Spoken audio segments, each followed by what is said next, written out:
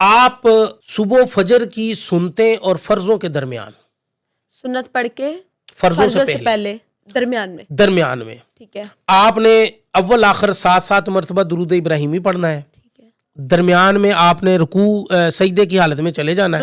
दुरूद इब्राहिमी जो है नमाज वाला जी, वो पढ़कर आपने सजदे की हालत में चले जाना है और हाथ ऐसे ना फैला लेने आपने, ऐसे ऐसे हाथ करके ना आपने सजदे में चले जाना। सजदा पूरा आपका नाक माथा सजदे पर लगा हो। आपने तसव्वुर ये करना है कि हम अल्लाह के सामने सजदे में हैं, अल्लाह बिल्कुल ऐसे सामने बैठे हुए हैं, अल्लाह मुझे देख रहे हैं और मैं अल्लाह के सामने सजदे में हूँ और मैं अल्लाह से मुतालबा कर रहा हूँ। आपने तब या रज़्ज़ाक़ु या फ़त्ताह, या रज़्ज़ाक़ु या फ़त्ताह, ये अल्लाह के दो नाम है, या रज़्ज़ाक़ु या फ़त्ताह। अल्लाह रिज़्क़ के अंदर ऐसी फ़तह नसीब करेगा, आप यकीन कीजिए। मैं एक बंदा है, मैं उसका नाम नहीं लेना चाहता हूँ यहाँ पर।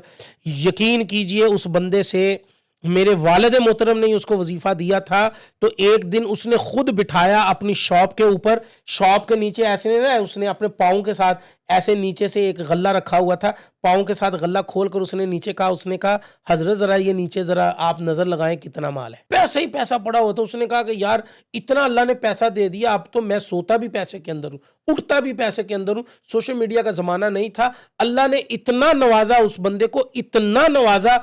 उसने कहा कि जी ये सिर्फ मैंने कामिल यकीन के साथ मैंने सिर्फ और सिर्फ 42 दिन किया है।